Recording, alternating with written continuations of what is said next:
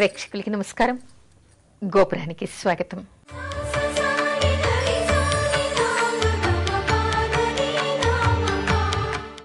కార్తీక మాసంలో ఉపనయనం, కన్యాదానం చేయటం వలన కలిగేటువంటి ఫలితం ఏ విధంగా ఉంటుంది?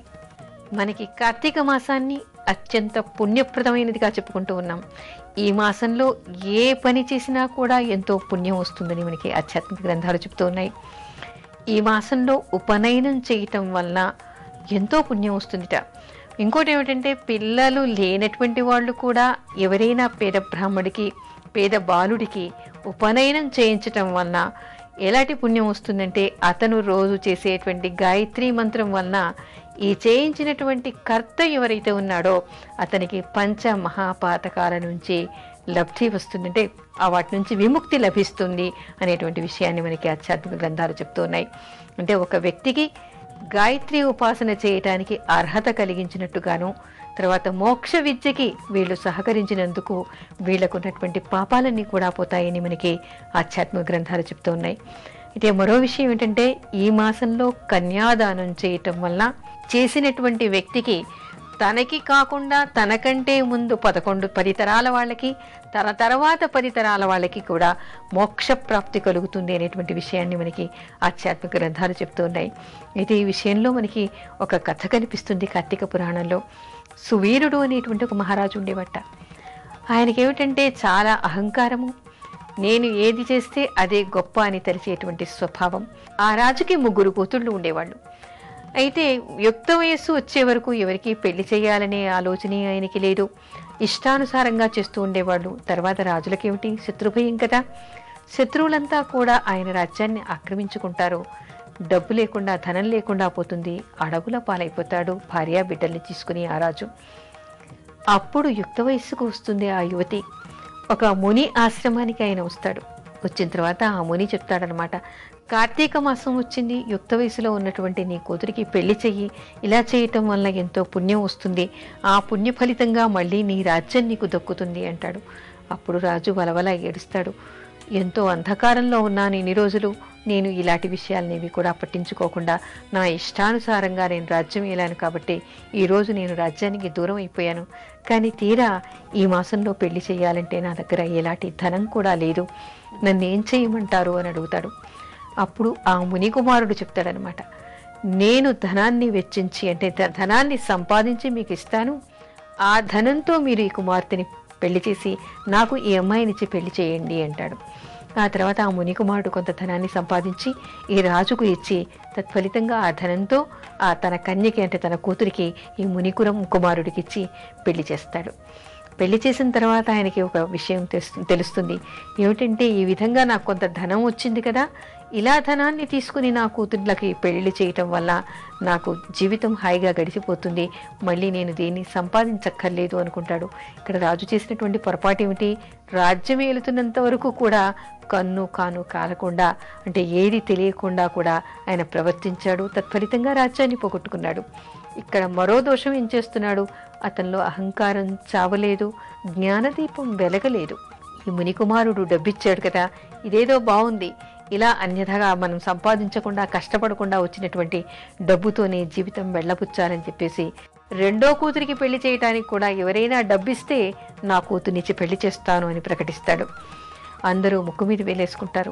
అయినా సరే అతను ఆ విషయాన్ని మర్చిపోయి నా కూతురికి ఎవరు డబ్బిస్తే వాళ్ళకే ఇచ్చి పెళ్లి చేస్తాను అని చెప్తాడు.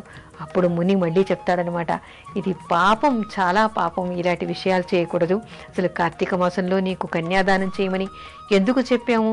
ఇదివరకు నువ్వు చేసినటువంటి పాపాలన్నీ కూడా పోయి ప్రక్షాళితుడు అయ్యి పునీతుడు అవుతావు, మళ్ళీ నీకు రాజ్యం వస్తుందనేటువంటి విషయంలో చెప్పాం. కానీ ఈ విధంగా కన్యను అమ్ముకోవటం వల్ల నీకు ముందు 10 తరాల వాళ్ళు, తర్వాత 10 తరాల వాళ్ళు కూడా నరకం పాలవుతారు. నువ్వే కాకుండా నీకున్నటువంటి పితృదేవతలంతా కూడా నరకానికి వెళ్లాల్సి వస్తుంది. ఈ జీవితంలో మళ్ళీ నీకు రాజ్యప్రాప్తి కలగదు. కన్యని అమ్ముకోవటం వల్ల చాలా దోషాలు ఉన్నాయని చెప్పేసి అతనికి ఈ ముని ఉపదేశం చేస్తాడు. అయినా అతను వినిపించుకోడనమాట. తర్వాత ఇంకెవరో వచ్చి ఇలాగే కన్యాదానం చేయటం వల్ల మళ్ళీ ఆ రెండో కూతురికి కూడా పెళ్ళవుతుంది. కొంతకాలం తర్వాత ఆ రాజుకు మళ్ళీ జ్ఞానోదయం కలుగుతుంది. నేను ఈ విధంగా చేయకూడదు, తప్పు చేశానని తెలుసుకుని అప్పుడు అతను ఎంతో కష్టపడి కొంత డబ్బును వెచ్చించి ధనాన్ని సంపాదించి మూడో కూతురికి పెళ్లి చేస్తాడు. అలా చేయటం వల్ల, అంటే ఈ కన్యాదానం కార్తీక మాసంలో చేయటం వల్ల ఇదివరకు ఉన్నటువంటి పాపాలన్నీ కూడా అతనికి పోయి అతను పునీతుడయ్యాడు అనేటువంటి విషయాన్ని చెప్తారు. ఇక్కడ మనకి తెలుస్తున్నటువంటి విషయం ఏమిటంటే, కార్తీక మాసం అనేటువంటిది అత్యంత పుణ్యప్రదమైనటువంటిది, అత్యంత పర్వటి రోజులవి.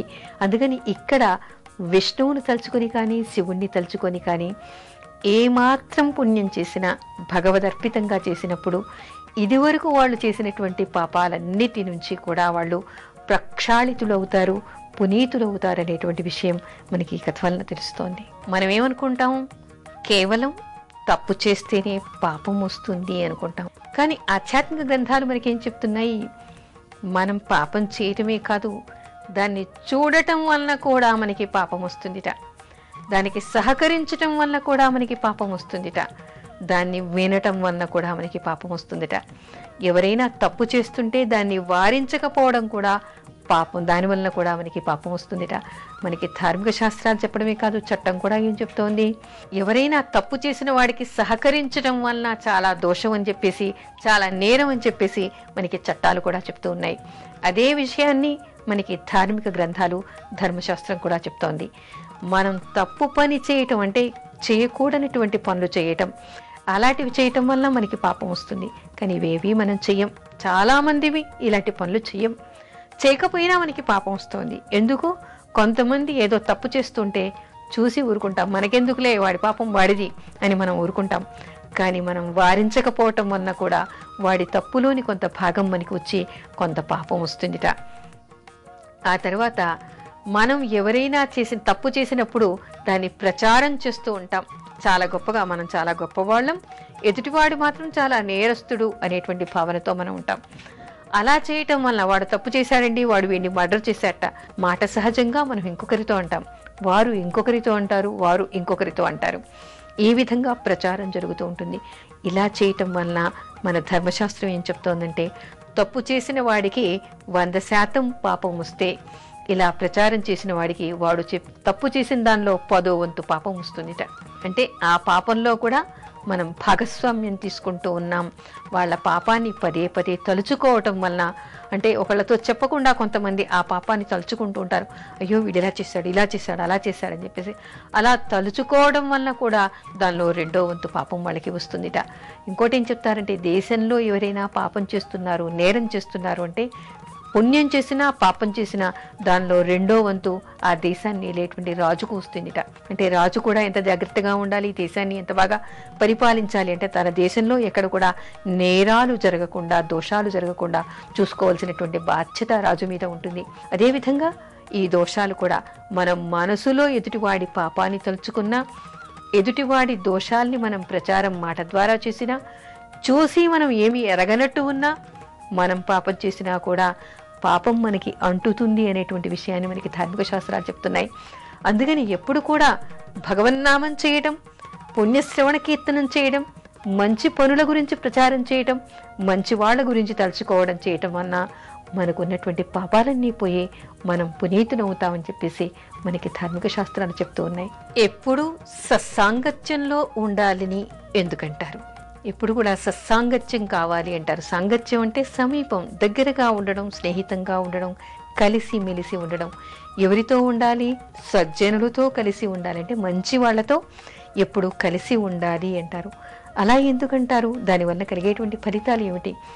ఎవరైనా కూడా, ఒక ఆడపిల్ల కానీ, మగపిల్లవాడు కానీ, లేదా ఎవరైనా సరే, ఏ వ్యక్తి ఏ వయస్సులో వాళ్ళైనా సరే, మంచి వాళ్లతో తిరగటం వలన మనలో ఉన్నటువంటి బలహీనతలు కూడా పోయి మనకి మంచి గుణాలు ఏర్పడతాయి. అదేవిధంగా ఎవరైనా పాపం చేసేవాళ్ళు, తప్పుడు పనులు చేసేవాళ్ళతో తిరగటం వలన మనలో మంచి గుణాలు ఉన్నా కూడా కొన్ని రోజులకి ఆ బలహీనతలు మనకి వచ్చేటువంటి అవకాశం ఉంటుంది. తిరిగేవాళ్ళు కానీ, జారత్వం కానీ, చోరత్వం కానీ, అలా చేస్తూ ఉన్న వాళ్ళ మధ్యలో, నలుగురి మధ్యలో ఒక మంచివాడు ఉన్నా కూడా వాళ్ళ గుణాలు కొంతకాలానికి వీళ్ళకి వచ్చేటువంటి అవకాశం, వీళ్ళు కూడా అలాంటి బలహీనతలకి దిగజారిపోయేటువంటి అవకాశం ఉంది. అది సత్యం కూడా. ధార్మిక శాస్త్రాలే కాదు, సమాజంలో మనం చూస్తూ ఉంటాం కూడా. సత్సాంగత్యం వల్ల వచ్చేటువంటి పుణ్యం ఎలా ఉంటుంది, ఫలితం ఎలా ఉంటుంది, మనలో ఎలాంటి బలహీనతలు ఉన్నా కూడా మంచి పురుషుల వలన, మంచి వాళ్ళ పురుషులంటే ఇక్కడ మగవాళ్ళు అనేటువంటి అర్థం కాదు, మంచి మనుషుల మధ్యలో మనం ఎప్పుడు తిరుగుతూ ఉంటామో మనలో ఉన్నటువంటి బలహీనతలు పోవడం, మనలో ఉన్నటువంటి దుర్గుణాలన్నీ నశించటం, మనలో ఉన్నటువంటి పాపాలన్నీ పోవడం జరుగుతుందని చెప్పేసి మనకి చెప్తారు. సామాజికంగా మనం చూస్తూ ఉంటాం. అందుకే మనం నివసించే చోటు కూడా మంచిదిగా చూసుకోవాలి. మన చుట్టుపక్కల కూడా మంచి వాళ్ళని ఎంచుకొని అలాంటి వాతావరణంలో, అలాంటి ప్రదేశాల్లో మనం నివసించాలి. ఎందుకంటే మనకే కాదు, మన పిల్లలకి కూడా మంచి అలవాట్లు రావాలి. ఈ విషయంలో మనకి పురాణాల్లో ఒక కథ కనిపిస్తుంది. ఏమిటంటే ధర్ముడు అనేటువంటి ఒక బ్రాహ్మడు ఉండేవట. అతనికి ఒక కొడుకు పుట్టాడు. పుట్టిన తర్వాత ఇతను ఎంత ధర్మాత్ముడో అతను అంత పనికి మాలినవాడుగా తయారయ్యాడు. పెద్దయ్యా కొద్దీ అతనికి ఏమిటంటే లేని బలహీనత లేదు, చాలా సోమరితనం, పని చెయ్యడు, సంపాదించడు, తిరుగుతాడు, తాగుతాడు. అతనికి లేనటువంటి చెడ్డ గుణం లేదు. తండ్రి ఎన్నోసార్లు తిట్టాడు, కొట్టాడు, బుద్ధి చెప్పాడు. ఎన్ని చెప్పినా కూడా అతనికి ఉన్నటువంటి సాంగత్యం వల్ల అతను ఆ దుర్గుణాలని మానుకోలేకపోయాడు. ఆ తర్వాత తండ్రి ఏమో అత్యంత పుణ్యాత్ముడు, తపస్వి, ఆయనకి ఎంతో శక్తి ఉంది, వాక్సిద్ధి కూడా ఆయనకి ఉంది. విసిగి వేసారిపోయి ఒకరోజు తిట్టి అలసిపోయి ఏం చేశాడంటే కొడుకుని శపించాట. నువ్వు ఎలకవు, ఏ ఎలక త్వరలోనూ ఉండరా పెదవా, నువ్వు నీకెన్నిసార్లు చెప్పినా కూడా బుద్ధి రావట్లేదు అని కోపంతో అన్నట్ట. ఇంకేముంది, ఆయన సత్యవంతుడు, వాక్సిద్ధి కలవాడు. వెంటనే ఈ పిల్లవాడు ఏమిటంటే ఒక ఎలకగా మారిపోయాడు. ఒక మర్రి చెట్టు దగ్గర ఉన్నటువంటి త్వరలో నివసిస్తూ ఉండేవాడు. ఆ చుట్టూ ఉన్నది ఏదో గ్రాసం తింటూ ఉండేవాడు. అక్కడ తిరుగుతూ ఉండేవాడు. కొంతకాలం జరిగిన తర్వాత ఆ చెట్టు కింద ఒక మునీశ్వరుడు వచ్చి ప్రవచనాలు చెప్పడం మొదలెట్టాడు. ఎలాంటి ప్రవచనాలు? భాగవత ప్రవచనాలు చెప్పడం మొదలెట్టాడు. అక్కడికి ఏమిటంటే అక్కడ ప్రవచనాలు చెప్తున్నారంటే ఎవరైనా ఇష్టం ఉన్నటువంటి వాళ్ళు అక్కడికి వచ్చి వింటూ ఉంటారు కదా. ఆ ఊళ్ళోని జనాలంతా కూడా వచ్చి అక్కడ ఉండేటువంటి భాగవత ప్రవచనాలు వినడం మొదలెట్టారట. అది విని అక్కడ దీపారాధన చేయడం, విష్ణుమూర్తి పూజ చేయటం, కృష్ణుడి పూజ చేయటం, రోజు భాగవత ప్రవచనాలు జరుగుతుంటే ఈ ఎలకకి ఏమిటంటే ఆ త్వరలో నుంచి బయటకు వస్తే ఎవరైనా రాళ్ళు కొట్టి చంపుతారేమో అనే భయానికి ఆ త్వరలోనే ఉండి అక్కడుండి ఆ ప్రవచనాన్ని రోజు వింటూ ఉండేదిట. దానికి పూర్వజ్ఞానం కూడా ఉంది. అయ్యో, నేను ఎంత తప్పు పని చేశాను, ఎంత మహిమాన్వితమైనటువంటివి ఈ విషయాలు, నా తండ్రి గారు స్వయంగా చెప్తే నేను ఎన్నడూ వినలేదు. ఇక్కడ ఎలకగా మారి ఇలాంటి కుళ్ళులో పొల్లుతూ ఉన్నాను, నేను తిరుగుతూ ఉన్నాను, తినకూడనివి తింటూ ఉన్నాను, ఉండకూడని చోట ఉంటూ ఉన్నాను అని చెప్పేసి అది పశ్చాత్తాపపడి కొన్ని రోజులకు అది శ్రద్ధగా వినడం మొదలెట్టింది. ఆ తర్వాత దానికి కొంతకాలానికి శాప విమోచనం అయిందిట. ఎలా అయింది శాప విమోచనం? భాగవత ప్రవచనం వినటం వల్ల దానికి శాప విమోచనం అయింది. మునీశ్వర దర్శనం వలన, రోజు సజ్జనుల మధ్యలో ఉండటం వల్ల, అంటే కొంతకాలం అది వాళ్ళ మధ్యలో ఉంది కదా, వాళ్ళ మాటలు వింటూ ఉంది కాబట్టి దానికి శాప విమోచనం అయింది. ఏ మనిషికైనా సత్సాంగత్యం మంచిది, మంచి స్నేహాలు కావాలి, మంచి ఇరుగు పొరుగు కావాలి, మంచి వాళ్ళల్లో మనం మెలగాలి అనేటువంటి విషయాన్ని మనకి పురాణాలు చెప్తూ ఉన్నాయి.